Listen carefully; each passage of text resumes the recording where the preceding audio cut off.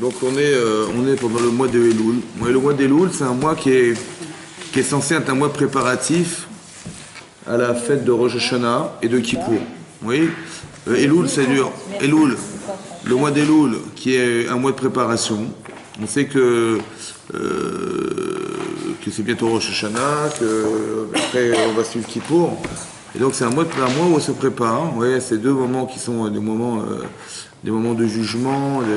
On sait que le mois d'Elul, c'est un mois de remise en question, c'est un mois de teshuva, c'est un mois d'essayer de réfléchir, on va dire, un petit peu à ce que nous sommes. Hein, et pour arriver à se préparer à ce jour solennel qui est le jour de Rosh Hashanah et de Kippour. Maintenant, donc ça c'est cette partie, il y a une partie, comment vous dire, il y a une partie de réflexion, une partie de remise en question, de sensibilité, de réflexion sur soi-même. Voilà, ça c'est le mois d'Elul. Il y a une sortie d'engagement. Ouais, on dit voilà, on était comme ça l'année dernière, il faut que ça change, il faut qu'on bouge, il faut qu'on essaie de modifier certaines choses, de bonifier un peu sa vie et sa manière de se comporter. Voilà, on réfléchit dans le sens des mitzvot.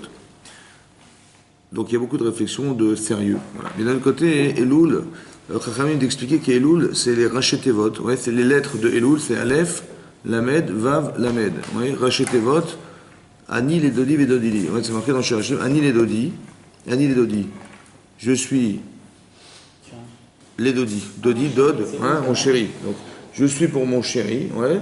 Vedodili. Et mon chéri est pour moi. C'est-à-dire qu'il y a une relation très affective entre Hachem et nous. Bonsoir.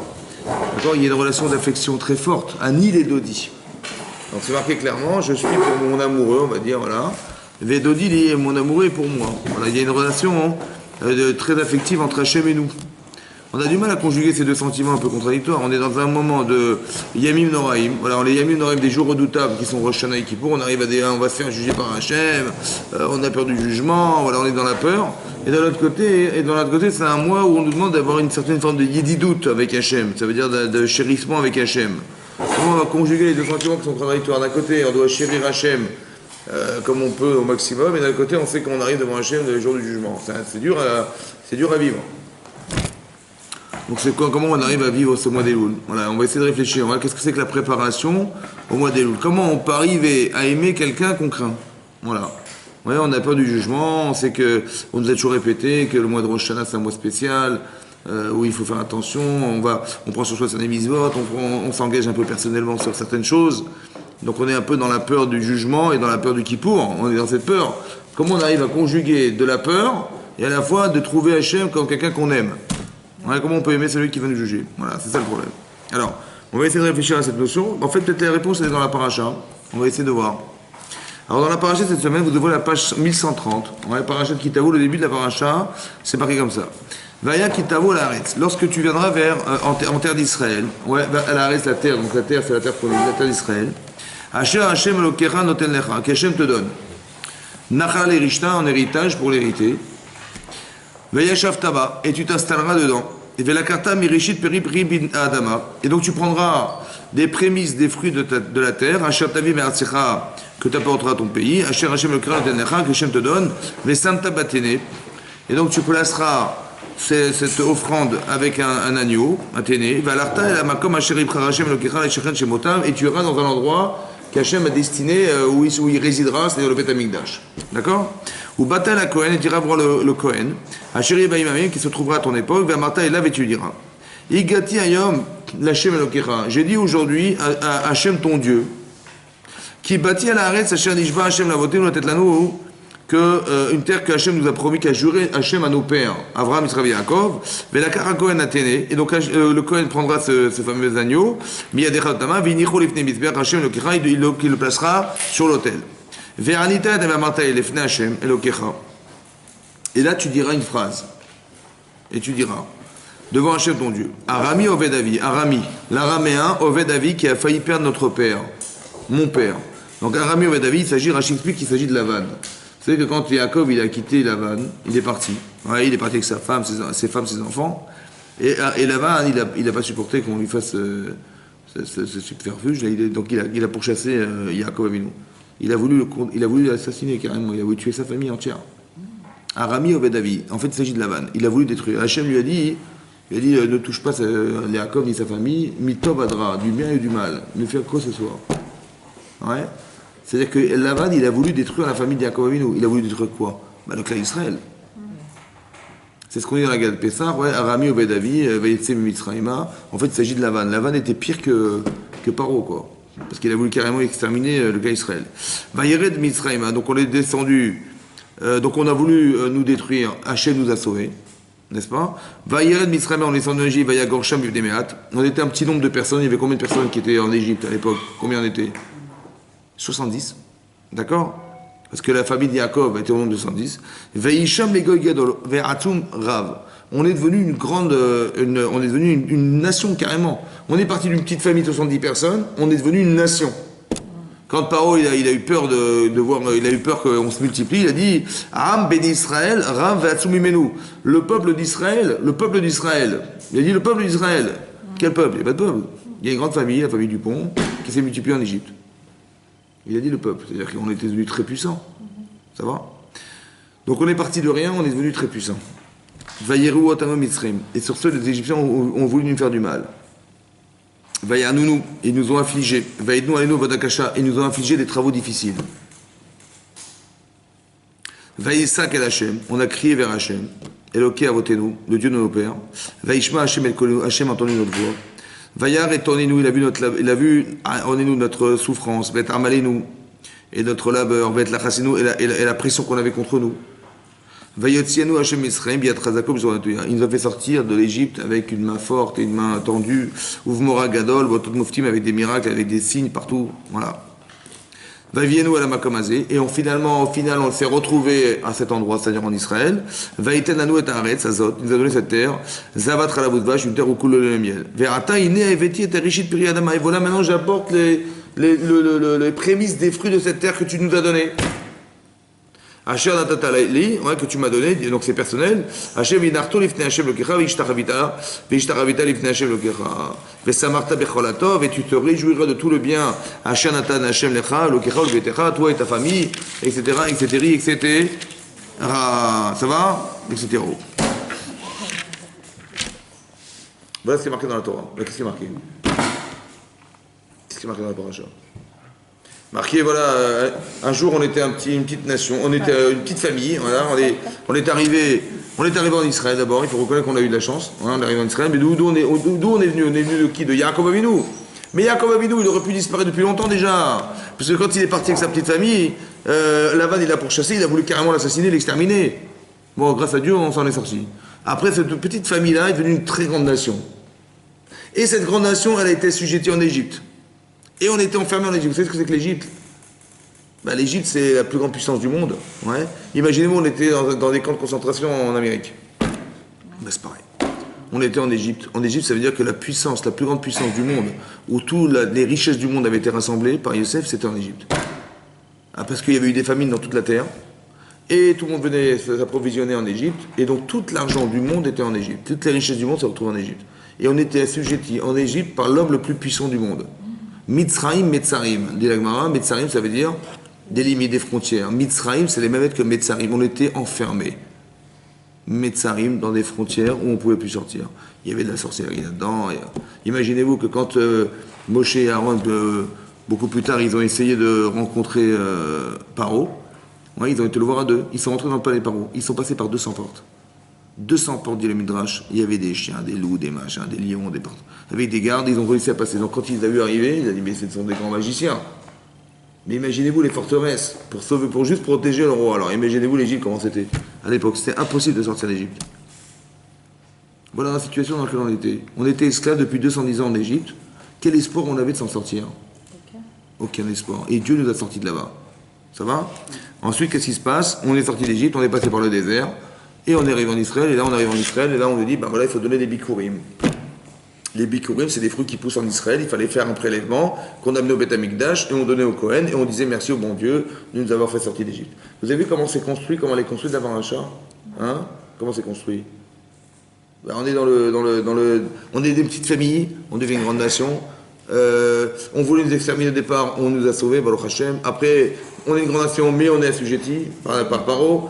Et après, on nous sort d'Égypte, et après, on nous met dans le désert, et après, on nous fait rentrer en Israël. Vous avez vu comment c'est des paradoxes, hein? On part de rien, qu'on a voulu détruire, imaginez, on aurait été détruit. Et voilà qu'on a été sauvé grâce à Dieu. Après, on est arrivé à une grande nation grâce à Dieu, et on a voulu carrément nous assujettir et devenir esclaves.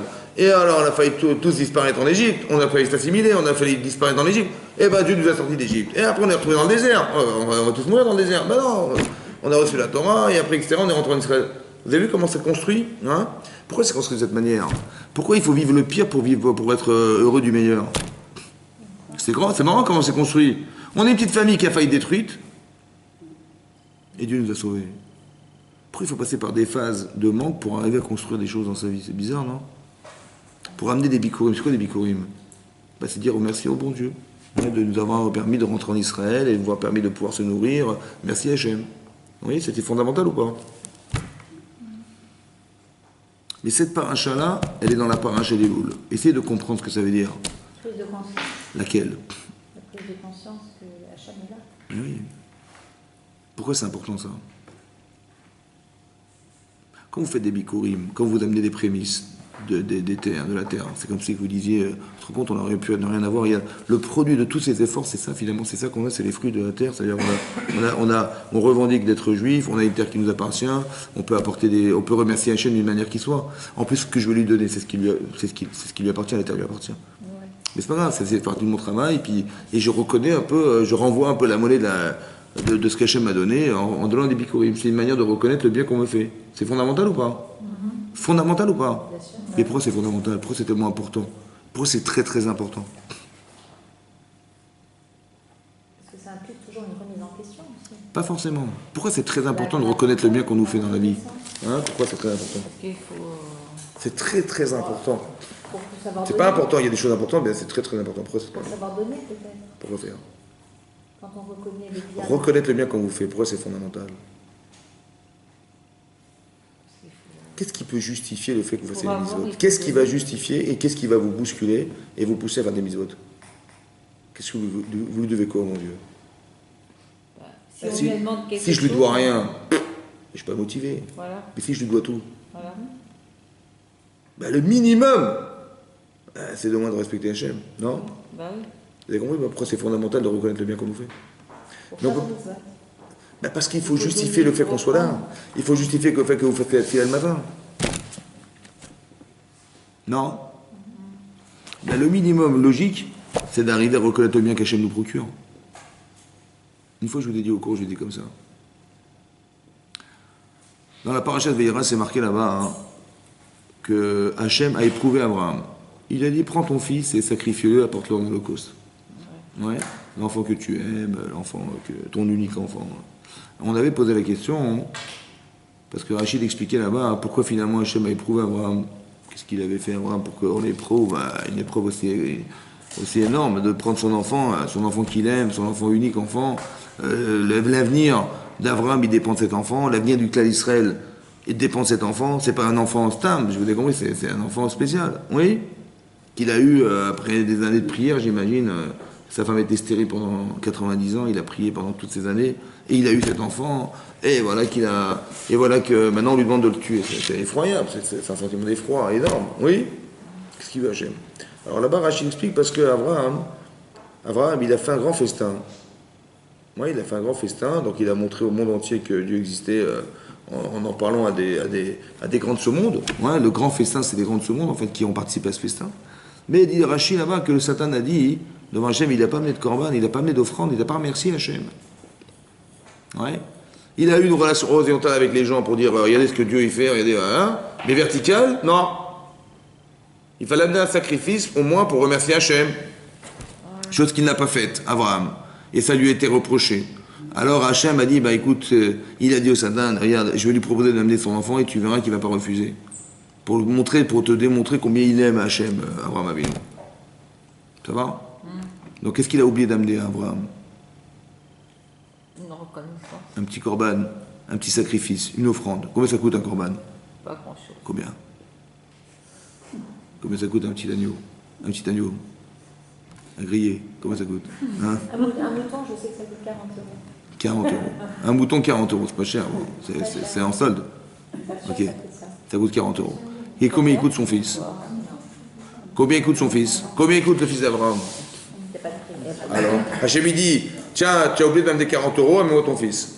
C'est ça qu'il a dit Hachem. Tu m'as pas amené 40 euros, ouais, amène-moi ton fils. Mais c'est pas ton fils, c'est pas ton fils. C'est pas un petit garçon, c'est tout ce qui va être la descendance d'Abraham, le clan Israël qui va dégager de là, tout ce qui va exister par Abraham et son fils, ouais. Mais je te donne moi 10 milliards de fois 40 euros, il n'y a pas de problème, mais ne prends pas mon enfant. C'est quoi la logique de ce sacrifice? Hein? L'attachement à Dieu, le lien. Mais c'est pas normal. Hachem il dit, tu m'as pas amené Corban, amène-moi ton fils. C'est incohérent. Ça nous apprend que Dieu, en fait, ça lui est égal la valeur de la chose dont Hein? fils. Ah ben ça, c'est pas possible. Il sait pertinemment, Hachem il est pas fou quand même, il sait pertinemment que combien ça coûte pour Abraham d'amener son fils quand même. Non? Quelqu'un qui a pleuré pendant 90 ans Si pour... on lui apporte un petit corban, bah, c'est suffisant, c'est ça. Alors il fallait dire, amène-moi un petit Corban. Il dit, amène-moi ce qui t'est le plus cher. Il sait qu'Abraham savoir. Hein? C'est logique, hein? Il sait qu'Abraham va le faire, et donc c'est pour montrer aux autres. Mais c'est pas logique ce qu'il lui demande. Non, c'est pour mesurer. Il a oublié de donner des bonbons à son fils. Voilà, des petits paquets de bonbons. Il dit, ah, t'as pas amené des petits, amène-moi ton fils. Il y a une incohérence totale là-dedans. Qu'est-ce que ça veut dire? Ça n'a aucun sens. Pour mesurer peut-être l'absence de reconnaissance qu'il avait auparavant. Mais comment? Mais on ne peut pas mesurer, on ne peut pas comparer un enfant avec un petit sacrifice qu'on aurait dû apporter quand même. Un petit mouton. Avec tout ce que ça veut dire. Ok, je vais comprendre, mais est-ce que ça vous paraît logique tout ça? C'est pour apprendre la crainte, non? Hein? C'est pas pour apprendre la crainte. Non mais c'est stupide, vous avez compris, c'est pas logique au départ. On ne peut pas réfléchir si c'est pas cohérent. Et alors Abraham, il a senti que c'était pas logique. Bien sûr que c'est pas logique. Alors comment vous comprenez Hachem? Si à Il y a des choses qui l'absence. ne sont pas logiques, justement. Hein? Il y a des choses qui ne sont pas logiques et qu'on doit accepter. Comme les coquilles. Vous avez raison, mais il faut comprendre qu'est-ce que ça veut dire. Un homme, il peut pas... Quand on nous demande de faire des mitzvot, je comprends, mais on ne peut pas demander de mettre à l'épreuve sur une chose qui est complètement incohérente. C'est-à-dire que tout. Qu'est-ce que veut dire? Qu'est-ce qu'Hachem il a voulu montrer par là? Qu'est-ce qu'il a voulu dire à Abraham? L'absence de reconnaissance sur un bienfait, Ouais. ça remet en question le bienfait. Mais est-ce que tu penses que le fait de ne pas avoir amené un petit corban à 40 euros, ça peut être remplacé par son propre enfant? Est-ce que c'est logique dans ta tête? Tu dis, tu m'as pas fait. Ça veut dire, t'es pas venu à mon anniversaire, je te brûle ta maison. C'est un peu ça, c'est la hein? puissance d'Hachem, la puissance d'Hachem aux yeux d'Abraham. Il n'a pas besoin de ça, il n'a pas de problème Abraham avec ça, lui. Bon, on va dire comme ça. C'est pas logique aux yeux de qui? Essayez de réfléchir avec moi. Aux yeux d'Abraham. Maintenant, mettez-vous à la place d'Hachem. Vous êtes Hachem. Je vous invite. C'est pas logique non plus. Attendez, vous êtes Hachem. Et vous dites à Abraham, écoute, amène-moi ton fils à la place du Corban. Combien il vaut le Corban? Vous êtes Hachem maintenant. C'est l'inverse maintenant. Vous êtes Hachem. Il n'a pas de prix, ce Corban. Ah, vous avez vu? Ça change tout, hein? Hein? C'est l'idée que j'avais quand je disais que ça a la même valeur pour lui. Ça veut dire? Peu importe le corban, c'est juste l'acte de faire le corban. Non, ça vaut des milliards. Ça ne vaut pas zéro. Tu dis ça vaut zéro, toi? Non, c'est pas ça. Je veux dire que son fils ou un autre corban, ça a la même valeur. Non, ça n'a pas les valeurs. Non, on ne peut pas dire ça. Non, dis l'inverse. C'est le Dis fait que de moi, je voir me la suis trompé reconnaissance en pensant qu'il valait 40 euros. C'est l'inverse. D'accord. Attends, Dieu, il est cohérent ou pas? Est-ce qu'il est sensible? Est-ce qu'il est intelligent? Bien sûr. Donc il sait pertinemment qu'il lui demande une folie, Abraham. Oui, non? Mais il dit, mais c'est ça le prix que ça valait pour moi au départ. Tu comprends ça? Ah ouais. C'est-à-dire l'inverse. Maintenant, tu es Hachem, toi, c'était Hachem. Tu dis à un type, tu dis à Abraham, amène-moi ton fils, à la place du Corban. Je dis, attends, pour moi, c'est impossible, c'est incommensurable. Je dis, oui, mais c'est ce que ça valait pour moi, parce que je te demande d'amener ton fils à la place. Donc la monnaie de ce que valait le Corban pour moi, c'était la valeur de ton enfant.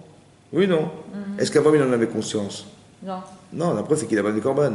Mais pourquoi? Mais alors expliquez-moi maintenant, pourquoi le Corban, il vaut tellement cher? Aux yeux d'Hachem. La reconnaissance. Comment il peut autant d'argent? Autant que le prix de la valeur qu'estime son père? C'est pas possible. C'est ça qu'il estime Hachem. Ah bon? Pourquoi ça vaut autant?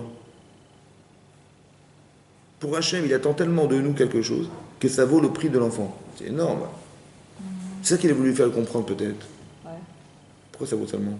Pourquoi ça vaut tellement aux yeux d'Hachem?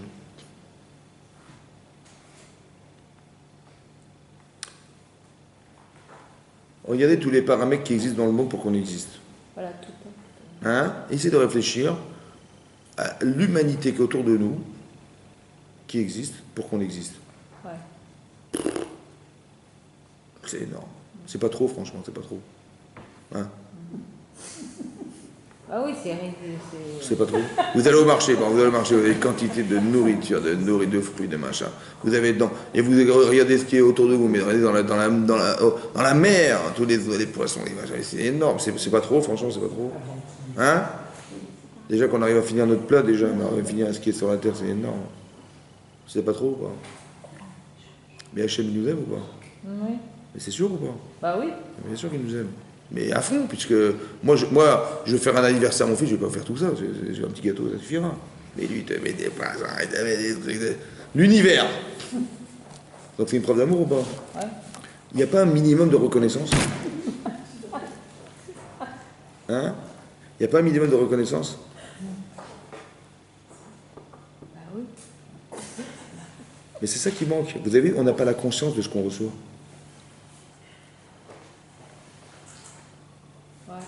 Dis, mais tout ce que je t'ai donné à un enfant, eh ben je vais te l'enlever.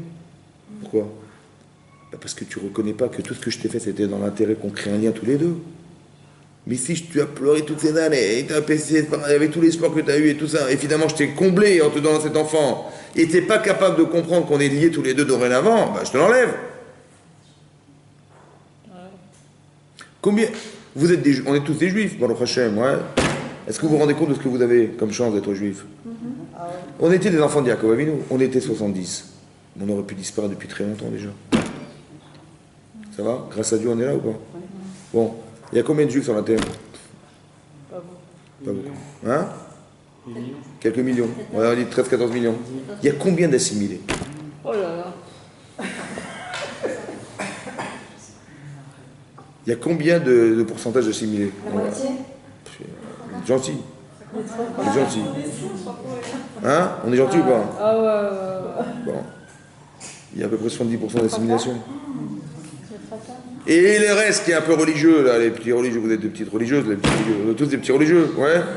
Eh ben on veut nous détruire dans chaque génération. Vous voyez, il y avait Paro, il y avait machin, il y avait Lavan. Chaque génération, on veut nous détruire. Bah ouais. C'est-à-dire que les gens qui s'assimilent deviennent des goïms.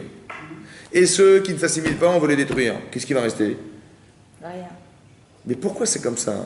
Pourquoi il fait ce système-là de fou, là que une partie des clés Israël disparaît et l'autre partie, on va les détruire. Parce qu'on est. Et on s'en sort encore. Et on est là ou pas? Ouais. Mais c'est pas logique quand Faut on est là. prouver qu'Hachem C'est est pas là. logique qu'on soit là. Mais tout ce qui n'est pas logique vient d'Hachem. Mais c'est ça. Il y a marqué on était une petite nation, avant vous voulez nous détruire. On était fini.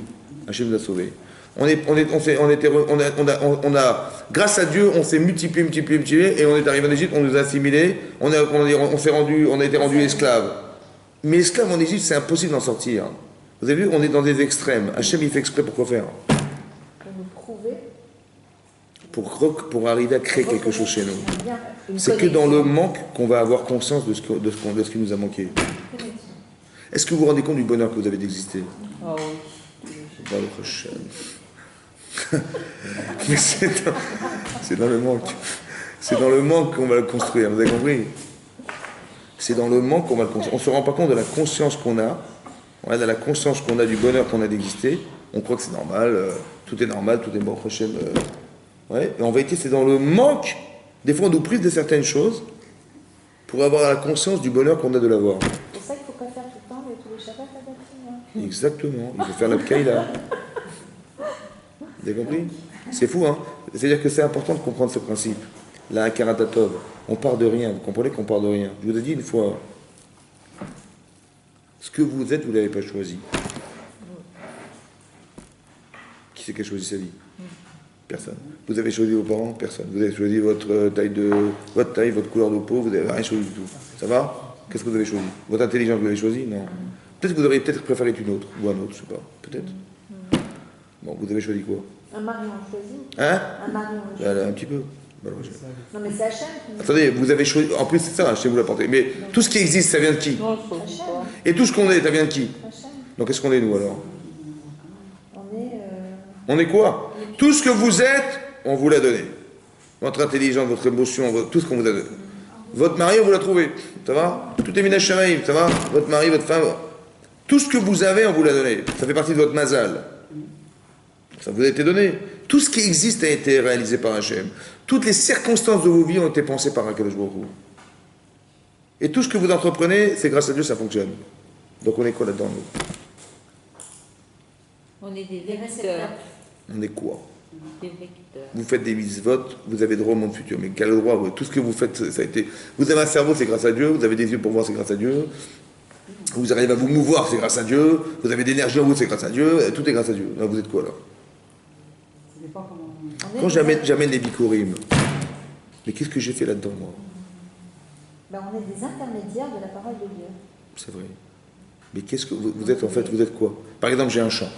Des exécutants. Attendez, si je mets une graine dans la terre, et j'amène une graine, comment ça se fait qu'il y ait une réaction chimique entre la terre et la graine? C'est Hachem. C'est Hachem. Ça pousse, c'est grâce à qui? C'est Hachem. Il pleut, c'est grâce à qui? Hachem. Je sais pas, moi j'ai récolté, c'est grâce à qui? Ce que j'ai récolté me nourrit, c'est grâce à qui? Je peux manger, c'est du plastique. Ça marche pas, mince. Mais ça marche! Il y a une réaction chimique entre le blé et vous. Ça va? Et ça vous fait grossir, ça vous fait grandir. Tant mieux, oui ou non? C'est grâce à qui? Hachem. Non mais qu'est-ce que je suis là-dedans, moi? Mais quand ça Le produit de ce que je fais, c'est Dieu, et ce qui existe, c'est Dieu. Alors je suis quoi là-dedans? Bah rien. Non, pas du tout. On est Au quoi? contraire, on est très important. Ah bon? Et vous êtes des rassembleurs. Vous prenez la graine, vous la mettez à la terre, vous attendez que ça pousse, hein. Il pleut pas, c'est Dieu. Il y a l'atmosphère, c'est Dieu, le climat, c'est Dieu, tout est Dieu. Alors je suis quoi là-dedans? Je suis un rassembleur d'éléments existants. Ouais. Il y a des choses existantes. Ouais. Qu'est-ce que vous faites avec ce qui existe? Qu'est-ce que vous faites de vous? Ben, c'est vous qui décidez. Ça va? Vous n'êtes que la capacité de décision de faire de vous quelque chose. C'est tout, basta. Maintenant, oui? Dans le- Si j'ai la capacité, donc je suis quoi moi? Mais je suis rien. Je ne suis que le décisionnaire de faire de moi quelque chose, ou de faire de ce qui existe quelque chose. Mais c'est tout. Enfin, c'est important. les Attends, mais vous vous rendez compte de ce que ça veut dire ça? La proportion, vous avez 99,99% de ce que vous faites existe, et vous êtes là pour mettre, tiens, on pousse ça là, on met ça là-bas, on met comme ça, on fait comme ça, voilà ce que vous faites. C'est énorme ça, c'est rien du tout. Est-ce que je peux avoir l'orgueil de dire, bah, j'ai réussi ma vie, j'ai réussi? Mais c'est grâce à Dieu. La Akaratatov, tout ce que tu produis, tout ce que tu as produit à terre, mais c'est grâce à Dieu. Le minimum, c'est d'avoir une relation verticale avec Hachem, de dire merci. Non? Mais non, Dieu existe ou pas? Mais qu'il existe, alors on peut commencer à discuter. Et tout ce qu'on réussit pas, c'est aussi Dieu alors. Ce que vous réussissez pas, pas forcément. Ça peut être de la bêtise humaine. C'est pas le bon Dieu. Si je suis bête par exemple, je fais des bêtises. Ouais. Ben, il dit, Dieu il a fait des bêtises. Maintenant, je peux pas dire que c'est lui, c'est moi. C'est ma décision, encore une fois. Ce que vous êtes, c'est votre décision. Ce que vous avez décidé. On apprend la Torah pour bien décider, pour bien réfléchir. Ça va? Vous avez dans un repère. Alors, si vous n'avez pas de repère, bah, c'est vous qui décidez. Après, ça peut être aléatoire. Oui, mais oui, ça a bien marché, ça n'a pas marché, vous avez de la chance. Vous avez été logique, c'est possible. Mais après, il y a des choses qui vont vous dépasser dans la vie. Donc, il faut apprendre la Torah pour ça. Mais ce que vous allez faire, c'est ce que vous avez pensé faire, n'est-ce pas? Mais ça, c'est ça votre vie, en fait. C'est ça. Il n'y a que ça. Qu'est-ce qui reste? Donc le minimum, c'est de reconnaître que tout existe par Dieu. C'est le minimum ou pas? Maintenant que je reconnais, je sais pas, vous faites du commerce, n'importe quoi, vous dites, ben voilà, ben, j'ai fait des études, j'ai mon diplôme, j'ai fait une étude de marché, j'ai pris le bon produit, j'ai pris le bon vendeur, j'ai pris le bon quartier, tout est bon. Mais c'est lui que ça marche, ça va marcher, c'est logique. Ça marche pas. Et ça marche. Ben, tu dis, ouais, ben, c'est grâce à moi. Bah, c'est ça. Et quand ça marche pas, ben, j'ai rien compris. Pourtant, c'était logique. Et tu comprends pas que c'est Dieu. Tu vois que tu comprends, c'est Hachem. Le client, il est venu, il aurait pu ne pas venir. Ah oui, mais t'as vu ce qu'on a mis, t'as vu comment on l'a tiré, comment on l'a machin. Mais évidemment qu'il va venir, évidemment. Mais non, pas du tout. C'est Hachem. Vous avez compris? C'est-à-dire que tout ça, c'est Hachem. En od milevado. Il n'y a rien d'autre que lui. La réalité, c'est lui. Tout ce qui nous arrive, c'est lui. Tous les messages qui vous arrivent dans la vie, c'était lui. Vous avez compris ce que je veux dire? C'est énormissime. Mais tout ça, c'est fait pourquoi? Pourquoi il donne autant? C'est énorme ce qu'il donne. Parce qu'il nous respecte. Le minimum, c'est de le respecter. Évidemment. Il nous respecte ou pas, Hachem? Vous ne respecterez jamais les gens qui ne vous respectent pas. Mais c'est dommage de ne pas respecter les gens qui nous respectent. Donc le minimum, c'est d'arriver à respecter. Comme on a une mitzvah de respecter ses parents. Et d'honorer ses parents. Et de craindre ses parents. Mais pourquoi je respecte mes parents? Hein? Mais non, pas du tout. Hein? Parce qu'ils nous ont tout donné. Ben, tout ce que vous avez comme argument, mais c'est pas a fortiori chez Hachem. Voilà. Évidemment que c'est comme ça. Donc si vous êtes capable d'honorer votre père et votre maman, mais a fortiori Hachem, non? Mais ça, vous ne pouvez pas le comprendre si vous n'avez pas de parents. Donc il fallait qu'on ait des parents pour comprendre qu'on peut faire un raisonnement a fortiori sur Hachem. Vous avez compris que la réalité n'a de sens que pour arriver à donner une forme à la spiritualité des choses. Mais si on est logique avec soi-même, mais évidemment qu'il faut faire la voie d'Hachem, évidemment. Il y a un projet divin derrière. Est-ce que vous adhérez, est-ce qu'on adhère au projet divin derrière tout ça? Ben, bien sûr. Mais ça ne peut pas se faire si au départ Hachem n'existe pas vraiment. Il existe dans notre tête, dans notre mémoire, dans notre... Mais il faut qu'il existe, c'est-à-dire qu'on ait une réaction, il y a quelque chose qui nous parle. C'est très important ça. Et c'est un sentiment profond qui doit exister en nous, qui nous permet d'avoir qui nous donne un sens spirituel ou religieux à notre vie. Sinon ça ne marche pas. On fait des choses par obligation, on fait parce qu'on a peur, on fait parce que... c'est dommage. Vous avez compris? Tout le mois des loups, je pense qu'il est articulé sur cette position-là. De d'abord qu'il y a un créateur derrière. Oui. Et que... Après, on va peut-être réfléchir à ce que c'est que Rosh Hashanah. On va faire des cours là-dessus aussi, d'expliquer qu'est-ce que c'est que Rosh Hashanah. Mais pour l'instant, au départ, je pense que c'est très important, fondamental, de reconnaître que tout ce que nous avons, ça vient d'Hachem. Oui. Et de bien l'incruster dans sa tête, et de bien comprendre que tous les aléas, tout ça, c'était construit dans le sens du bien. Oui. Comme on l'a dit souvent, oui, que tout ce qui vous arrive, qu'il soit traduit en bien ou en mal, la Gemara dit qu'on est mévarer, on bénit Hachem, on remercie Hachem. Alors, comment la Tova? Des fois ça nous est difficile. Eh bien on doit dire merci bon Dieu. Et quand c'est facile, ouais, on doit dire merci Hachem quand c'est dur, comme quand c'était bien. Pourquoi? Parce qu'on pense que tout est bien. Mais comment ça se traduit dans ma vie? Quand j'ai le bénéfice d'exister, ça me fait du plaisir, je vais remercier Hachem, je vais envoyer un corban. Mais quand ça a été difficile, comment je peux le remercier? Hein, c'est pas évident de remercier quelqu'un qui... Hein, on a l'impression que... Oui, c'est une fausse lecture. Ani les Dodi. Hachem, il l'a fait par amour. Ça va? En fait, il m'a fait une tova. Ça a été dur. En quoi c'était une tova? Oui? En quoi le fait d'avoir des fois souffert dans ma vie, c'était un bienfait. Ça a été un bienfait, ça m'a servi, c'était super. C'était super, quoi, super. J'ai perdu, ça m'a servi, ça va. Oui? Par exemple, il faut toujours comprendre et traduire tout dans le sens du Tov. Je vous explique. Moi, j'étais choqué une fois, hein, parce que je me suis dit, tiens, c'est bizarre. Abraham, il a failli perdre son fils Israël. Hein? C'est tragique quand même. Il a fait la Hakeda. Il a eu très peur. Un jour, Abraham, il a failli perdre Israël. Israël, il a failli perdre. Mais Yaakov, parce qu'il voulait l'assassiner, donc il lui a sauvé chez Lavan, et est parti, machin. Oui. Et Yaakov, il a failli perdre Yosef. Parce que ses frères, ils l'ont haï, ils l'ont soi-disant vendu. Ils l'ont vendu, soi-disant qu'il est mort. Et ils ont fait croire à son père qu'il était mort. Mais pourquoi on a fait tellement peur à Abraham et à Jacob? C'est bizarre quand même, non? C'est quand même énorme ce qui se passe.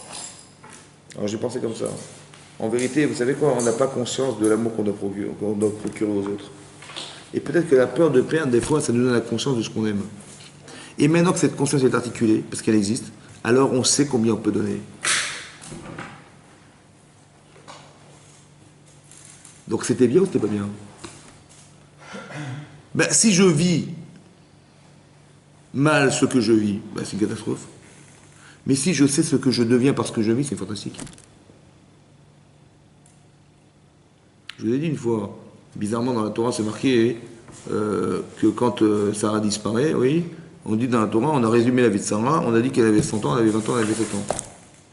Ouais.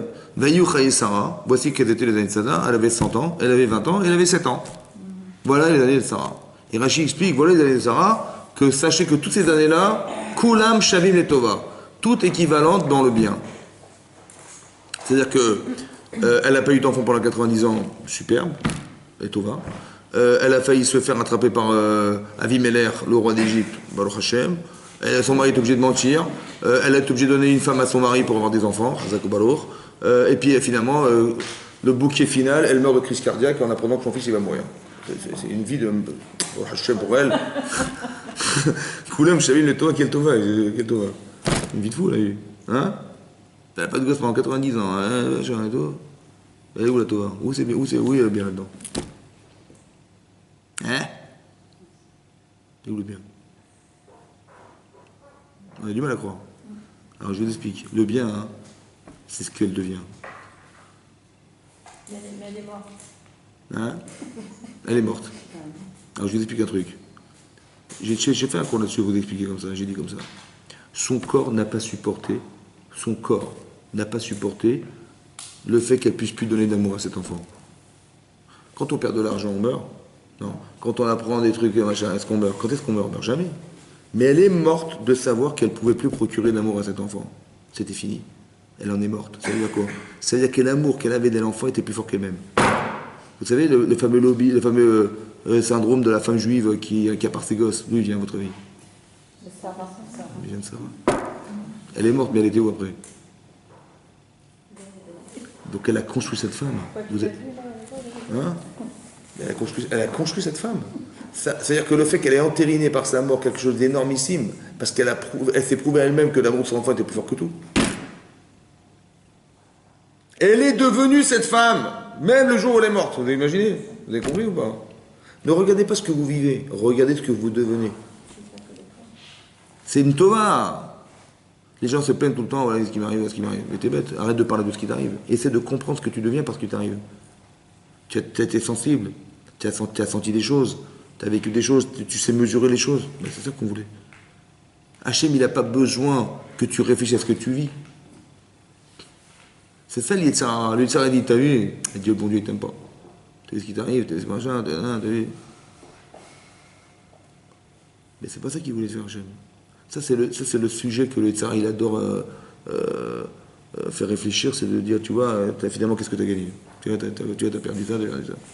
Mais ne regardez pas ce que vous avez vécu. Regardez ce que vous êtes devenu. Tu vois? Tout ça, c'est le mois des louls. Ça veut dire qu'on va essayer de réfléchir, ouais? Essayer de comprendre que tout ce que vous êtes n'est le produit que de vos décisions personnelles. Tout ce que vous êtes n'est que le produit de l'environnement, des influences, de votre éducation. Voilà ce que vous êtes aujourd'hui. Qu'est-ce qu'on fait de nous maintenant? Ani Ledodi. Ça veut dire quoi, Ani? C'est qui je? C'est qui? Moi. C'est qui? Vous connaissez bien? Tout le mois des louls, c'est d'arriver à définir le Ani. C'est qui je?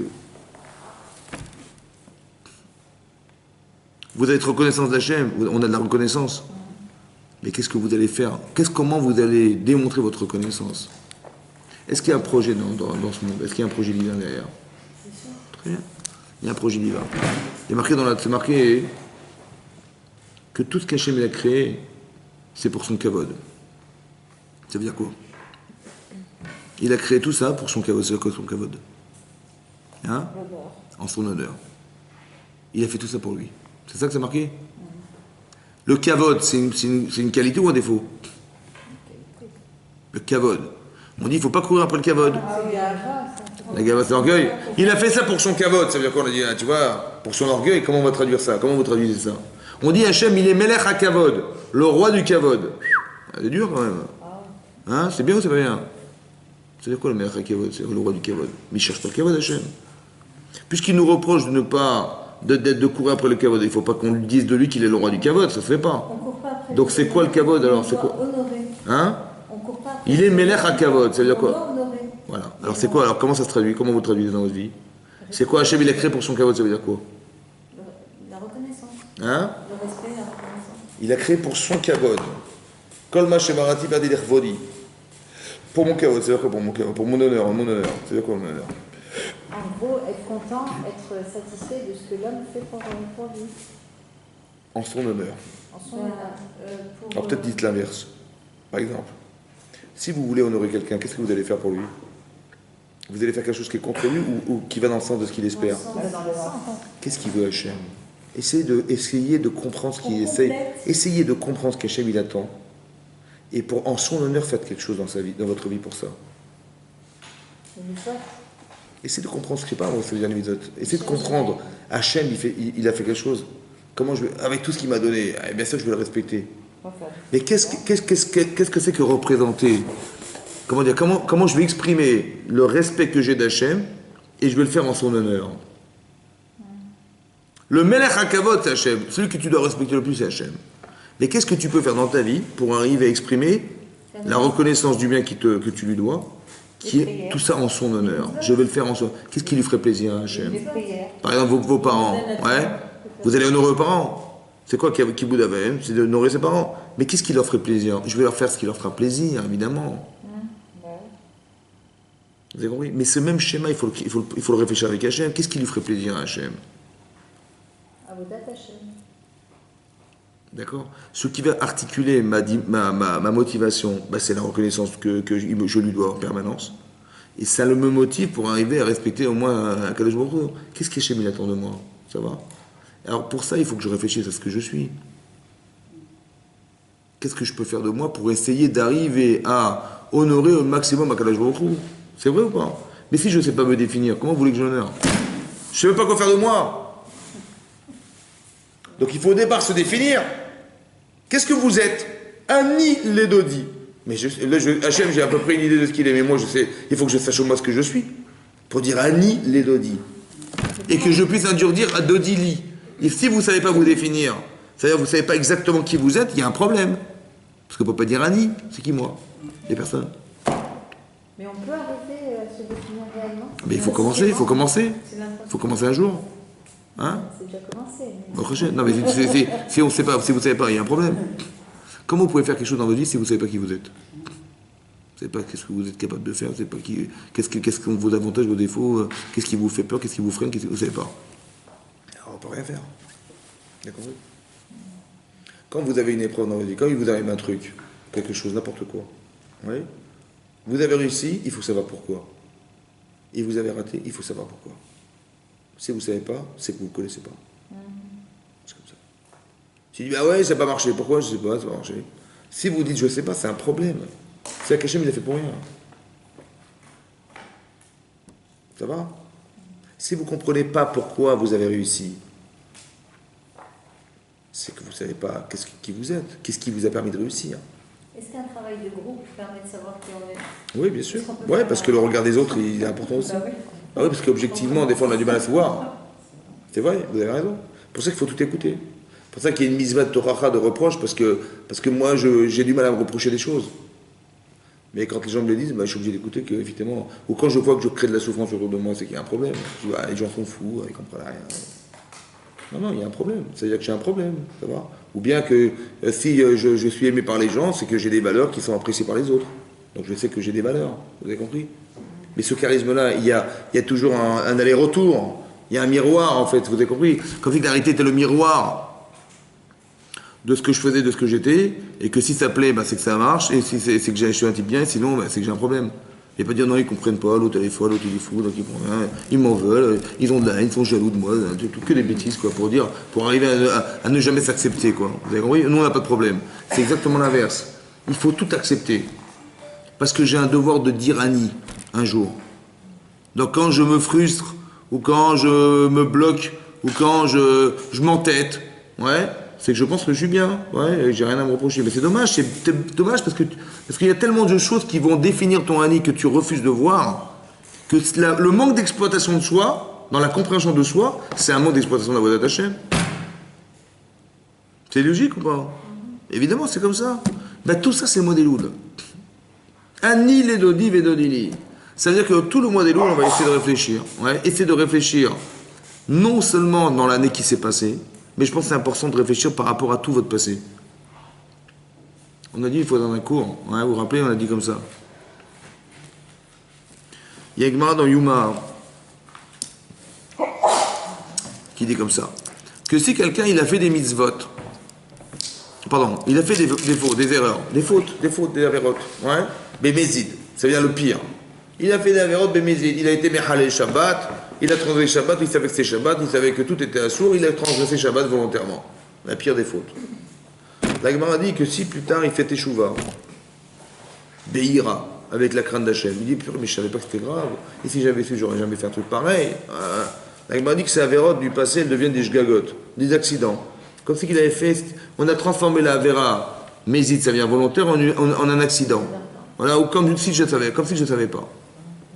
Mais s'il a fait Teshuvah Me'ahava, avec l'amour d'Hachem, après qu'il ait fait toutes ces fautes-là, il a été poussé à faire des mitzvot Be'ahava, avec l'amour d'Hachem, alors les avérotes qu'il a faites, elles deviennent des strouillottes, des mérites, comme ça dit la Gemara. Les avérotes, Bémézid, elles deviennent des strouillottes. Allez comprendre. Comment vous comprenez? Les juifs de Samandé. Hein?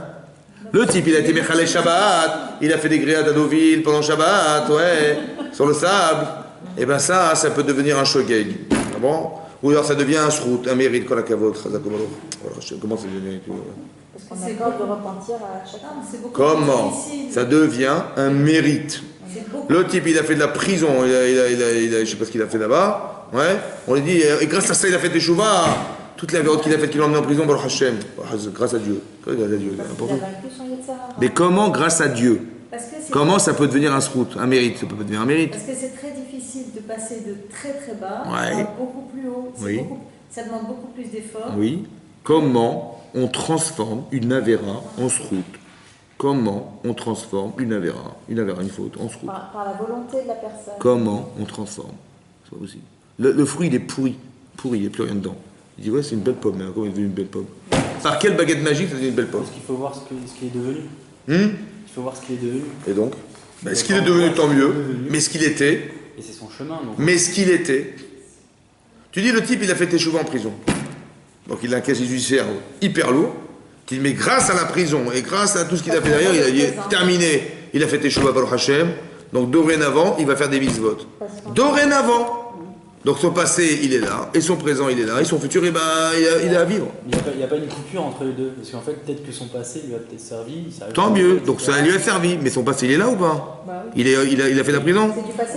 Tu vas au commissariat, tu vas aller voir le juge, il va dire, bah oui, on a un dossier sur lui dramatique. Donc son passé, il est là ou pas? Comment il peut se transformer en mitzvot? La tchouva, elle est là pour ça. Mais comment il se transforme? C'est impossible. Pour nous, c'est impossible, mais pas pour Hachem.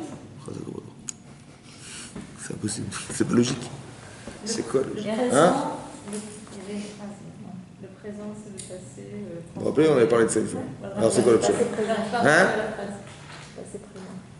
Est-ce que quand on vous dit qu'il faut faire tes chouvas, ouais, je dis voilà, j'ai fait des avéros dans le passé, l'année dernière je fais des bêtises, ben, je regrette, machin, et Dieu il efface les fautes ou il les transforme, il y a marqué il transforme. Est-ce qu'on peut retourner dans le passé?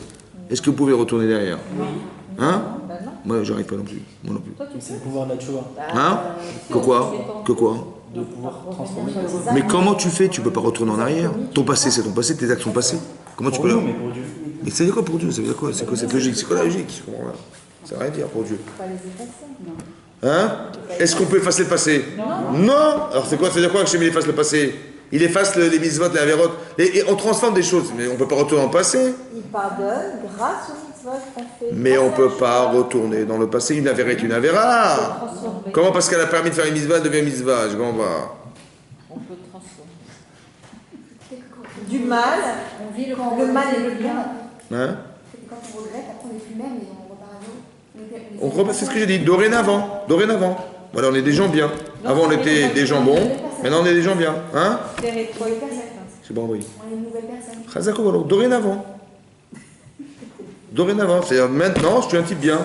Mais avant, ce que j'ai fait, comment ça se transforme? Ça se transforme, ça veut rien dire que ça se transforme. Et parfois, Est-ce que vous comprenez que c'est pas possible? Voilà. il y a des lois. Ce qui est fait est fait. Est-ce que tu peux transformer ce qui est fait? Non, parce qu'il y a des lois qui sont rétroactives, donc pourquoi pas se faire. Mais comment c'est possible? C'est pas logique. Vous avez compris? Ok, mais c'est pas logique. Oui. J'ai compris. Donc dorénavant, ce que j'ai dit, dorénavant, Khazak, dorénavant. On répare par nos Vous avez fait des erreurs dans votre vie? Vous avez réfléchi, vous êtes remis en cause? Eh bien, dorénavant, vous êtes une fille bien, Khazak ou alors. Mais est-ce que vous avez fait ça? Ça peut pas. Comment ça s'envole? Ça s'envole pas? Par nos actes présents, on répare le passé. Mais comment? Par nos actes. Mais c'est pas possible. Les choses ont été faites, elles ont été faites. Oui, mais le Alors, fait comment de faire des choses bien par rapport à ça. Il y a un truc qu'on n'a pas compris. C'est clair.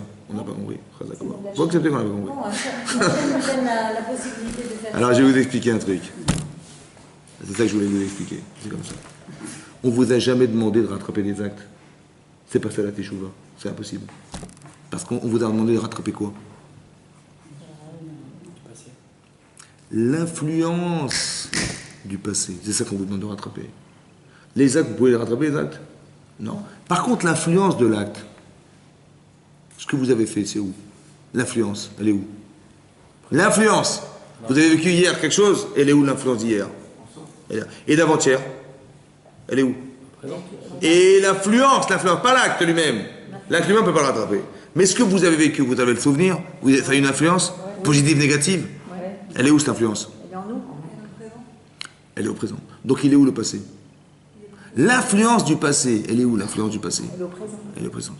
Donc ça veut dire que tout votre passé, il est où? Dans le présent. Il est à la seconde où je vous parle. Ça va? Donc est-ce qu'il existe ce passé? Il existe ou pas? Oui. Dites non. Dites non. Non. Très bien. Il n'existe pas ce passé. Il est où le passé? Puisque le passé, c'est la seconde où je vous parle. Il est où le passé? Tout ce que vous êtes aujourd'hui, c'est toute la somme d'influence. La seconde, là maintenant, la seconde où je vous parle là. C'est la somme de toutes les influences. Donc il est où le passé? Il y a combien de cases? Il est plus là. Il n'y a plus rien. Il est plus là. Il est plus là. Donc quand vous changez votre présent, Eh ben, on efface le passé. mais vous changez tout le passé aussi avec, puisqu'il n'y a pas de passé. Eh ben, alors c'est rétroactif. Pas rétroactif, écoutez-moi bien. Écoutez-moi bien. Tout ce que vous êtes maintenant là, par exemple, vous avez appris à lire à quel âge? Bon. À quel âge? Dites 6 ans, ça va plus vite. 6 ans. Maintenant, est-ce que vous savez lire? Le prochain. Si vous savez lire, donc ça veut dire que vous avez 6 ans? Vous avez 6 ans? Est-ce qu'on apprend une autre langue? Vous avez 6 ans? Très bien. Donc vous n'avez pas 6 ans. Mais en vérité, vos 6 ans, vous les portez en vous? Donc il est où votre passé? Puisque vous utilisez vos 6 ans pour lire. Donc il est où votre passé? Il n'y a pas. Il n'y a pas. Vous êtes cette personne. Donc ça veut dire qu'il n'y a pas de passé. Quand on dit qu'on efface les fautes, écoutez-moi, ça veut dire, c'est vous qui avez effacé. Hachem, il efface ce que vous avez vous entériné. Parce que vous avez effacé l'influence négative du passé. Est-ce qu'il existe une avéra qui m'amène à être un tzaddik? Ça existe ça? Une avéra et je deviens un tzaddik. Une avéra, je deviens un tzaddik. Dites non. Ah, on va dire comme ça, j'ai fait une miso, je deviens un raja. C'est possible. Quelqu'un qui a fait une avéra, il peut devenir un tzaddik par une avéra? Non. C'est impossible. Mais pourtant, là, ce qu'il a fait l'année dernière, ou l'année d'avant, ça l'a poussé à devenir un Baal Tshuva, mais à Vaomir. Mais il n'existe pas une avéra qui a permis de faire une mitzvah. Donc s'il est devenu Baal Mitzvah grâce à l'avéra, c'est que la mitzvah l'a changé en shrout. C'est ça le shrout, vous avez compris pas? L'influence qui a poussé mon passé à me dire, mais c'est pas possible, il faut que je m'arrête là. Ça suffit maintenant, ça suffit. Ouais. Et donc si je suis devenu une personne grâce à ma avéra, mais c'est qu'elle m'a permis de devenir un tzaddik, donc c'est forcément qu'elle a une mitzvah, c'est un shrout. Elle a le shrout de m'avoir permis de changer. C'est ça qui est transformé. C'est ça que l'avéra de ma mérite. Parce que mon passé me trouble et la pression qu'elle a mise sur mon présent m'a poussé à devenir une autre personne. Donc c'est par le mérite de la avéra que j'ai faite que j'ai changé.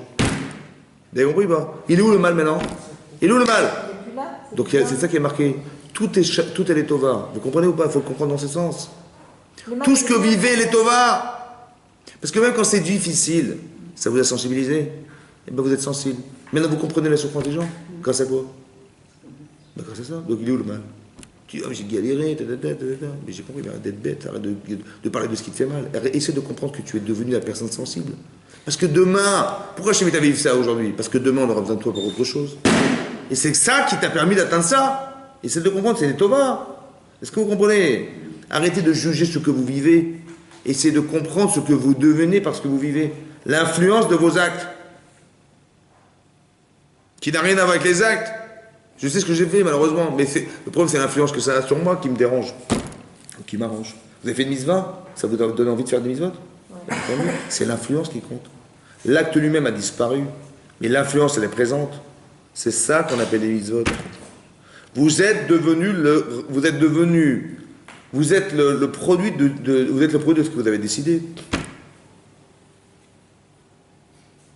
Maintenant, votre passé, il compte ou pas? Bien sûr qu'il compte. Il est dans l'influence.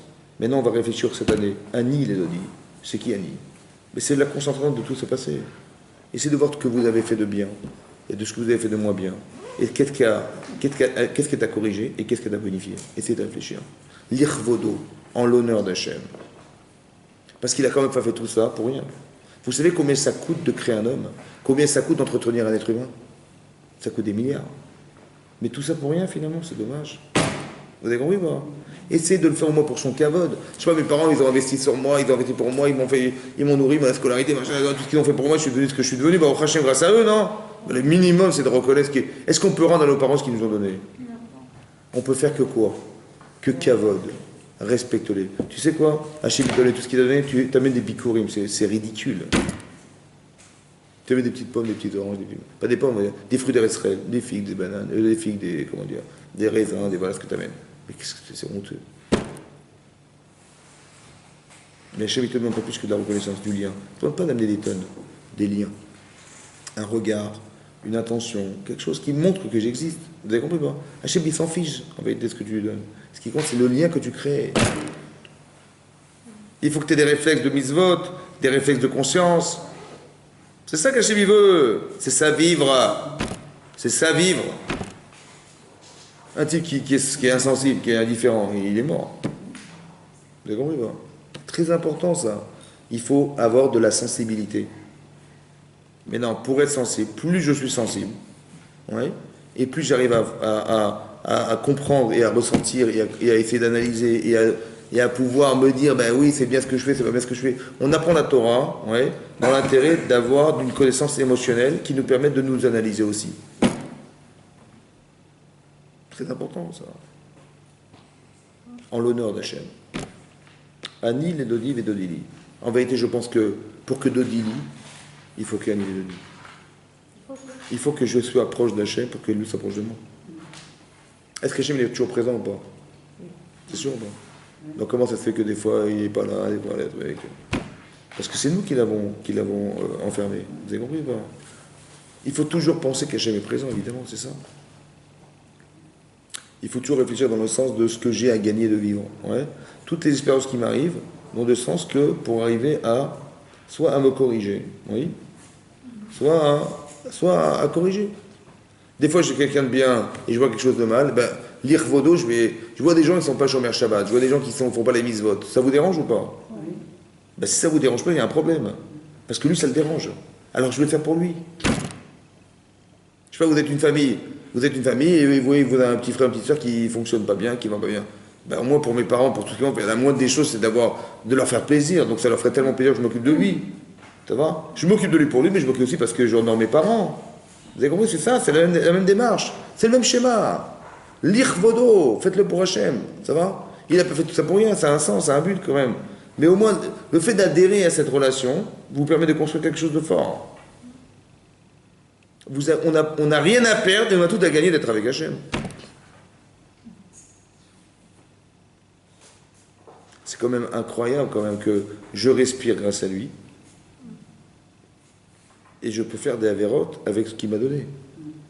C'est quand même c'est une trahison incroyable quand même. Vous avez compris cette sensibilité qu'on doit avoir? Je dis, mais je ne savais pas. Ben, apprends la Torah. Je dis, oui, je savais, mais j'avais Yitzhara. T'as mis toi Yitzhara d'à côté, t'as mis Hachem de l'autre, t'as choisi Yitzhara, c'est quand même incroyable. C'est une trahison, ça. Oui? C'est-à-dire qu'il faut avoir conscience des notions pour se rendre compte de ce qu'on fait dans la vie. Mais c'est ça, moi, voilà ce que je suis, voilà ce que je suis. Je suis faible. Et je suis fort, mais je suis fort, je sais. Il faut savoir qui on est fondamentalement, c'est fondamental. Tout ce que fait Hachem, je vous l'ai souvent dit dans les cours, que quand il nous arrive une épreuve, ouais, les gens vont vous dire, bah, il m'arrive une épreuve, pourquoi faire? Bah, Dieu veut voir, il veut tester, voir si on est bien, on est des tzadikim, on est des rishaïm. Il va tester. Allez, il envoie des tests, des épreuves, pour voir si on est tzadik ou rachat. Oui, c'est ça ou pas? Oui ou non? Ou non? Non. C'est quoi? Pourquoi il fait ça, Hachem? Pour que nous, on devienne. Pour que nous, on sache. Est-ce que lui, Hachem, il sait ce qu'on va faire? Bah oui. Donc pourquoi il nous éprouve? Il veut qu'on change. Pour nous faire savoir qui on est. Une épreuve, c'est comment tu vas réagir. Il t'arrive un truc, comment tu réagis? Ben, tu vois, tu as réagi. Essaie de te mettre à la place d'Hachem qui t'envoie ce test. Tu as vu comment tu as réagi? Ben, c'est ce que tu es, mon cher. Hachem, il t'a fait savoir qui tu es. Une fois, je vous ai dit dans un cours, on arrive devant la mer Rouge, vous vous rappelez? Derrière moi, qu'est-ce que j'entends? Les soldats qui arrivent, à droite, à gauche, le désert, et devant moi, c'est la mer. Et là, on s'est plaint devant le bon Dieu, devant Moshe, on dit, mais qu'est-ce qu'on a été faire sortir d'Égypte? C'était pour mourir dans le désert, on aurait préféré mourir en Égypte. Il manquait des cercueils en Égypte pour on soit obligé de mourir dans le désert. On a cru qu'on allait tous disparaître dans le désert, oui? Oui? Et il y a des gens qui ont pris Hachem directement. Pourquoi Hachem, il a créé une situation? Essayez de réfléchir. Pourquoi Hachem, il a créé une situation où on ne peut pas réfléchir? On est dans la panique totale, j'entends les galops des chevaux qui arrivent, je me retourne, je vois l'armée égyptienne qui arrive, ils sont armés jusqu'aux dents, devant moi c'est la mer, on ne peut plus échapper, on a crié. On a crié vers Hachem, ou bien on a crié, on s'est plaint contre Moshe Rabbeinu. Pourquoi Hachem, il a créé une situation où on doit répondre subitement? Pourquoi? Pour qu'on puisse compter sur lui, qu'on puisse l'appeler. Subitement. Subitement, on peut l'appeler. Subitement, il faut qu'on réponde subitement. Qu'est-ce que tu fais? Ben subitement, j'ai dit Hachem, sauve-moi, et subitement, j'ai dit voir Moshe là. On est sorti pour ça, pour venir dans le désert, subitement. Pourquoi subitement? Chazak. Parce que la vraie personne, c'est laquelle? C'est laquelle la vraie personne? Laquelle, c'est qui la vraie personne? Dans le subitement. Celle qui a le temps de réfléchir ou celle qui va répondre subitement? Celle qui va répondre subitement. C'est pour ça qu'il l'a fait Hachem. Vous avez compris maintenant? Et là, parce qu'on détecte les carences. Exactement. Exactement. C'est marrant parce qu'on a tous vécu la même chose. On a tous vécu la même chose. On a tous vu les Makotes. On a tous vu la d'Égypte. On sait tous que Moshe Rabbeinu est exceptionnel. Et on a été se plaindre. C'est quand même incroyable, comment c'est possible? Il y a un problème. Il faut comprendre pourquoi c'est comme ça. Pourquoi il y a des gens qui sont tournés vers Hachem, il y a des gens qui sont pleins de Moshe Rabbeinu. C'est pas possible.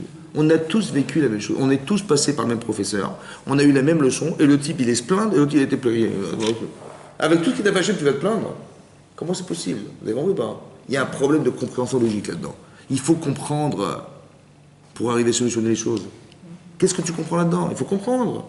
Pourquoi des gens réagissent comme ça et des gens réagissent comme ça? C'est pas normal. On a tous vu la même chose. Il y a un problème de logique, de comportement, il y a une logique de compréhension de la vie. Plus tu penses qu'Hachem, il l'a fait pour toi, l'accumulation de choses.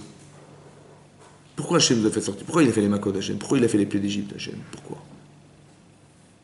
Tu sais, tu dis, parce qu'enfin, il a prouvé au monde entier qu'il y a de justice dans le monde quand même, non? Hein? Parce que ce mécréant de Paro, il nous a assujettis pendant toutes ces années. On est devenus des esclaves de père en fils, on est tous morts, nos parents sont morts d'esclavage, c'est pas normal. Donc Dieu, il est juste, pour Hachem, il a frappé l'Égypte, et pour Hachem, grâce à ça, on est sorti d'Égypte. Oui, non? C'est une façon de réfléchir ou pas? Ou bien je peux dire comme ça. En vérité, Hachem, il a fait que pour moi. Il a profité de taper sur l'Égypte pour me sortir d'Égypte. Mais c'est que pour moi qu'il a fait. Vous avez compris la différence de logique? Soit tu rapportes tout ce qui t'arrive, tu rapportes à toi. Et tu dis merci Hachem, merci pour ça, merci pour ça, merci pour ça. Au lieu de croire que Dieu il fait la justice, donc grâce à Dieu, il a montré qu'il était fort, il était grand, il était fantastique. Il a fait la justice, il a tapé l'Égypte. Et nous, grâce à ça, on a profité de ça, on est sortis d'Égypte. En fait, il a fait pour qui, Hachem? Indirectement pour nous. Mais directement pour punir Pharaon. C'est une façon de penser ou pas? Si vous pensez comme ça, il va vous arriver un jour de dire, tu vois, Dieu, là, il n'a rien fait pour moi. Tu vois, là, il n'a rien fait. Et là, on est en train de subir ce qu'il n'a pas fait. Tu vois, il n'était pas là. Aujourd'hui, il n'était pas venu. Tu vois, là, il aurait dû venir parce que ça fait longtemps qu'on nous court derrière. Hein, et là, il n'est pas là. Tu vois, le bon Dieu, il n'est pas toujours là. Alors, pourquoi on est sorti d'Égypte? Pour ça? Vous avez compris ce qui se passe? Parce que j'ai dit, il a fait Hachem. Hachem, il est comme ça. Je n'ai pas parlé de moi, j'ai parlé de lui. C'est grave, parce que demain, quand il est soi-disant, il n'est pas intervenu, qu'est-ce que tu vas dire? Tu vois, il est en retard. Le silence de Dieu. Mais oui, bon. Mais non, il ne faut jamais réfléchir comme ça. Il vous arrive un truc, ne dites pas il a fait, dites il m'a fait. Dorénavant, c'est pas il a fait, il m'a fait. Et quand vous dites il m'a fait, il m'a fait, il m'a fait, à la fin vous allez dire ça va déborder. Là, vous allez commencer à avoir des réflexes de reconnaissance. Une fois, je vous ai dit que quand Noir, il a répété à des gens pendant 120 ans, je ne sais pas si vous vous rendez compte, vous savez, si vous continuez, il va y avoir les déluges. Et si vous faites des bêtises encore, j'ai été obligé de détruire le monde. 120 années, le temps de construire l'âge de Noé. Et dit la Torah, dit Abarashi, Amen, il dit que quand il est rentré il a commencé à pleuvoir. Une semaine avant, Hachem le prévient en lui disant, tu sais, dans une semaine, je vais déclencher le déluge si ça continue. Il lui a fait un coup de pression pour lui dire, il faut faire des balais de chouva, il faut que les gens fassent des chouva. Bon, finalement, ça n'a pas marché. Et quand il a commencé à pleuvoir, il est rentré dans l'arche de Noé, Mipne me Amaboul. Dit la Torah, il est rentré à cause de l'eau du déluge. Pas à cause du déluge, à cause de l'eau. C'est-à-dire quoi à cause de l'eau? Il pleuvait trop. Donc il fallait rentrer, il pleuvait trop. Pour s'abriter. Et Rachid dit là-bas, tu vois, il était Ma'amin, Veno Ma'amin. Noach, il avait la Emunat Hashem, il était Ma'amin, Veno Ma'amin. Pourquoi? Pourquoi il n'est pas Ma'amin? Parce que dès qu'il y a eu les premières gouttes d'eau, il aurait dû réfléchir, ça y est, c'était parti. Ça commence à pleuvoir, ça y est, il faut rentrer. Il est rentré dérangé par l'eau. Pas dérangé parce que le déluge avait été déclenché par Hachem, mais parce qu'il pleuvait trop, il fallait s'abriter. à cause de l'eau du déluge. Vous avez compris ce que ça veut dire ça? Ça veut dire que tu peux répéter toute ta vie pendant 120 ans à des gens, vous savez, il va y avoir le déluge, mais tu crois donc pas. Toi-même, tu crois pas. C'est un truc de malade. C'est pas la Mouna comme il C'est ça que ça veut dire. Mais c'est quoi la Emouna? La sensibilité de ce que tu dis. Tu ne réagis pas à ce que tu sais. C'est grave. Vous avez compris ça? Vous apprenez la Torah. Si c'est de la culture, ça ne sert à rien. On connaît Paracha. Ça n'a aucun intérêt. Il faut se sensibiliser au raisonnement et aux enseignements qu'on en dégage. Vous avez compris, vous avez entendu quelque chose aujourd'hui? Il faut se sensibiliser à ce qu'on a entendu. Pour que demain, ça devienne un réflexe. Que je réagisse à ce que je sais, mais pas que je sache. Parce que de savoir, on sait tous. Mais est-ce qu'on réagit à ce qu'on sait? Ben non. C'est là que je sais que j'ai changé. Ça va? Quand vous voyez les gens, vous leur répétez 10 fois quelque chose, ils ne bougent pas. Il dit, mais ça fait 10 fois que je te répète.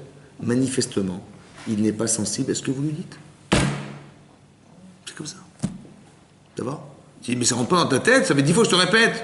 Mais j'ai compris, mais excuse-moi, j'ai oublié. Pourquoi ça lui rentre pas dans la tête? Parce qu'il n'est pas sensible, touché par ce que vous dites.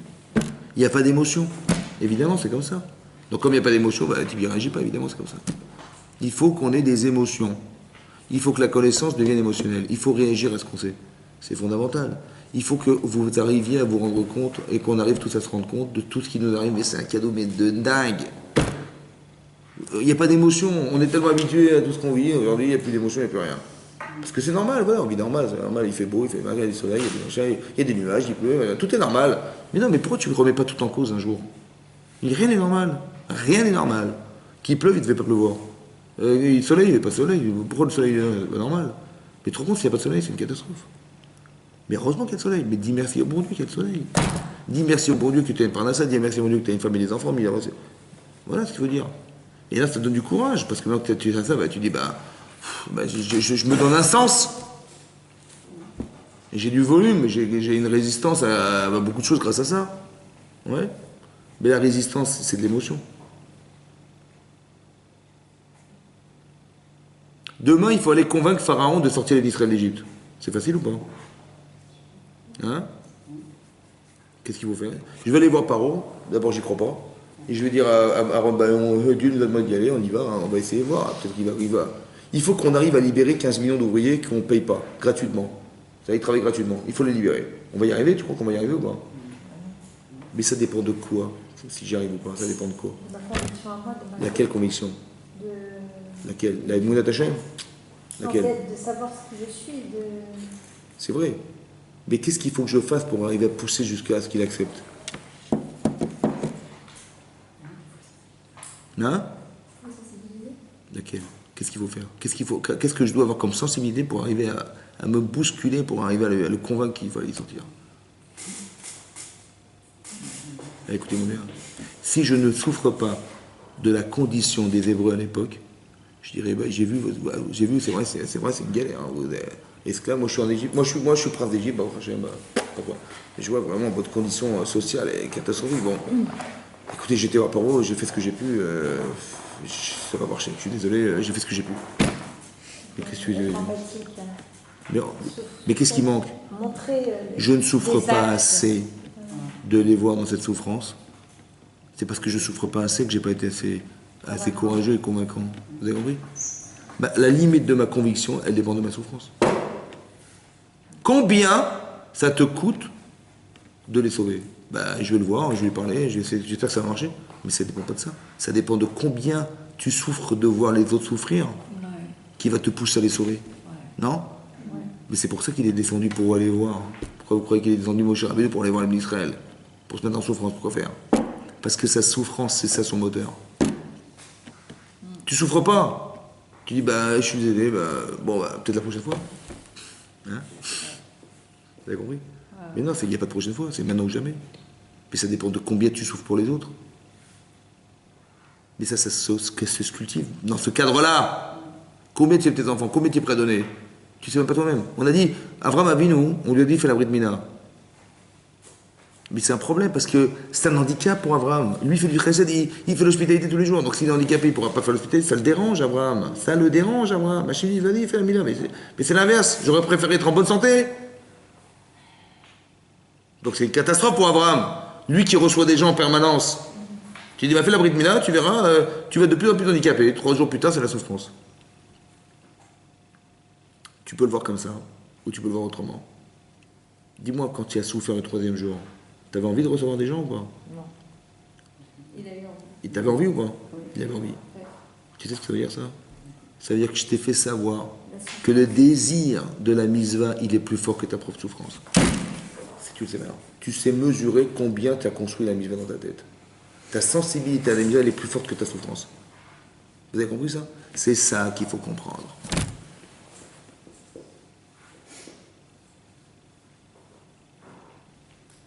C'est pas, tu vois, il m'a empêché de faire des mitzvot.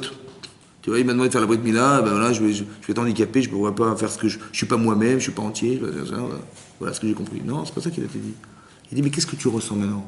Bah, tu dis, je suis frustré, parce que je peux pas faire. T'es frustré, mais c'est fantastique, ça veut dire que la mitzvah, elle te dérange. Et tu es dérangé par le fait de ne pas pouvoir faire la mitzvah.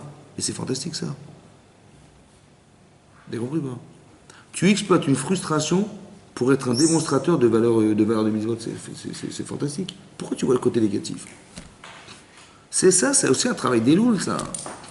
Ani et Doni. Hachem, il nous aime ou pas? Mais moi, je crois que quand il m'a dit faire la mitzvah, je crois qu'il m'aimait pas. Je crois qu'il m'avait dit, mais tes mitzvot, tu te les gardes. C'est ça que j'ai cru. Mais c'est faux. Parce que les Dodi. Vous avez compris comment il faut réfléchir? Tout ce qui vous arrive a un sens positif. Il faut juste comprendre ce que vous devenez de positif. Vous avez réussi quelque chose, mais tant mieux, superbe. Et soyez fiers de ce que vous êtes. Hachem, il est fier de vous. Parce que vous avez réussi à devenir quelqu'un, c'est fantastique. Vous faites des mitzvot, mais c'est exceptionnel. Le monde repose sur vous. Je ne sais pas si vous vous rendez compte. Mais soyez fiers de ça. On vous a donné le droit d'être juive et d'être juif. Et que vous faites des mitzvot. Mais le monde repose sur vous. Je ne sais pas si vous vous rendez compte de la force qu'on vous a donnée. Ça, c'est Hachem. Tu fais des mitzvot, et ben le monde continue à vivre. Tu fais de la vérote, la paracha de Kitavot, c'est quoi? Les brachot et les klalot. Ouais. On a juré devant mon Argrizim vers Réval, voilà, tous ceux qui font des vérotes, eh ben, ils seront maudits, ceux qui font des seront bénis, machin, voilà ce qu'on a dit. Mais on s'est engagé sur quoi? C'est quoi l'alliance avec Hachem? Tu fais des mitzvot, tu seras béni, et tu fais des vérotes, tu seras maudit. C'est ça l'alliance d'Hachem. Est-ce qu'on a le choix de faire des mitzvot? Parce que si on est maudits, on est maudits. Hein? Non. C'est quoi la malédiction? La malédiction, c'est le produit de ce que j'ai raté d'être. De ce que J'ai raté d'être. On n'a pas été maudit, personne ne maudit. Tu dis, Bidi, j'ai pas travaillé cette année, j'ai raté l'examen. Ouais, sûrement le prophète antisémite, il n'aimait pas les juifs, sûrement, ou alors je sais pas quoi, il n'a pas aimé mon écriture, ouais. Que des prétextes quoi. Mais non, t'es maudit parce que t'es maudit. T'es maudit parce que t'as raté ton année. C'est toujours les autres, toujours les autres, toujours les autres. Vous avez compris? Mais non. Si ça n'a pas fonctionné, c'est que parce que j'étais pas la personne, c'est tout. C'est pas shoot. Vous avez compris? Il n'y a pas de raison que tout ce que tu fais ne fonctionne pas. Il n'y a aucune raison. Il n'y a que toi. Ça va? Tu rentres dans le cadre de ce qu'il faut. Arrête de trouver des prétextes et des machins et que tout ce qui se gravite autour de toi, et c'est à cause des autres. Non, non, c'est le produit de ce que tu es, c'est toi. C'est tout. Basta. Arrêtez de croire que c'est les autres, c'est les machins. C'est pareil, tu dis, bon Dieu, même pas, il t'adore le bon Dieu. Seulement, si tu fais des bêtises, ben, ça ne marchera pas parce que le comment dire, le monde, il repose sur les mitzvot. Donc, si tu fonctionnes dans ce sens-là, il y a des rouages qui font que le monde continue à vivre. C'est comme tu dis, ben, si tu penses qu'à toi, ben, tu rends les gens autour de toi malheureux. C'est comme ça. Tu es égoïste, ouais. En petite échelle ou en grande échelle. À petite échelle dans une famille ou à grande échelle, il y a des peuples qui vivent avec des dictateurs qui pensent qu'à eux, ça crée des révolutions, c'est comme ça. Quand tu penses qu'à toi, ça crée des révolutions. Quand tu penses aux autres, ça crée du bonheur. C'est comme ça. Tu partages, tu crées du bonheur. Tu gardes pour toi, tu crées du malheur. C'est comme ça. Tu dis, mais pourtant, qu'est-ce que tu voulais que je fasse? Il fallait que je gagne, il fallait que... J'avais pas envie de perdre, et c'est comme ça, je suis désolé, j'avais envie... Sache que tu dis, regarde, le type, il me maudit, ils font des révolutions, ils se révoltent contre moi, je suis obligé de les assassiner pour rester vivant. C'est pas normal. Je dis, donc les gens, ils sont fous, ils sont tous fous autour de nous. Non. C'est ce que tu crées qui crée. Ça va? C'est ce que tu crées qui organise ça. C'est ça qu'il faut comprendre. Les grands dictateurs, ils se plaignent de ce qui se passe dans leur pays, mais c'est évidemment parce que tu l'as créé, mon chéri.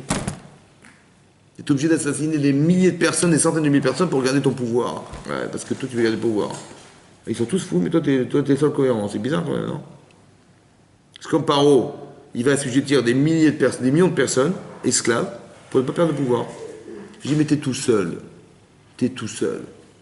à te souffrir, mon pauvre ami. Ça va? T'as des millions de personnes autour de toi et t'es tout seul. Tu peux pas dire, eh ben écoute, c'est pas grave, sur la balance, il y a des millions contre moi, ben je laisse la part à des millions. C'est évidemment ça, c'est la logique, non? Il dit, non, ils vont tous mourir parce que moi, il faut que je profite. C'est pas normal. C'est ça la klala, vous comprenez? Le klala, c'est qu'on a rendu léger les choses. Donnez un peu de poids aux choses, donnez un peu de volume, un peu de poids. C'est ça le kavod, c'est respecter ce qui a du poids. Hachem, il est melech ha-kavod. C'est le roi du kavod. Ça veut dire que c'est lui qui a le plus de poids dans l'existence. Donnons-lui du poids. Ouais. Et quand vous allez voir le poids qu'il a, vous direz, mais bien sûr qu'il faut s'associer à lui, évidemment. Un, parce que c'est le maître du monde. Deux, parce qu'on a la chance d'être juif. Et trois, parce que regarde tout ce qu'il m'a fait, je lui dois tout. Et ça, c'est des moteurs fantastiques. C'est ça le modèle. Et à partir du moment où je sais ce que je lui dois, j'ai un devoir de réfléchir à ce que je suis et ce que je peux faire pour faire que le monde qu'il a créé soit meilleur. Et ça peut se faire que dans les mitzvot. Ça va? Parce que l'inverse, c'est destructeur. Tout ce qu'on a essayé de faire contre lui, de toute façon, lui, il a un logiciel spécial, il retombe sur ses pattes, il n'y a pas de problème. Mais le problème, c'est que c'est dommage. On aurait pu faire des mitzvot. Le résultat est le même, en fait. Tu prends Yosef, tu le vends, esclave, voilà, finalement, il devait être en Égypte, il va être en Égypte. Ah, on est passé par la Vera, c'est dommage. Le résultat, c'est que tu as fait, c'est la Vera. Dommage, parce qu'il aurait dû de toute façon être en Égypte. Il devait être le roi d'Égypte. Que tu le veuilles ou non, c'est comme ça. C'était son rêve du départ. Savoir, c'est dommage qu'il soit devenu roi d'Égypte par ta faute. Alors qu'il aurait pu devenir sans ta faute. Donc le projet divin est défini. Clairement. Et que la seule chance qu'on a, c'est que nous, on adhère à ce projet. C'est ça les mitzvot. Vous allez faire des mitzvot, vous allez faire avancer le projet. Vous allez faire des avérotes, vous n'allez pas reculer le projet. Il va se faire de toute façon. Paro, il veut tuer l'enfant qui va être le sauveur d'Israël. Il veut le tuer. C'est lui qui va l'entretenir à la maison.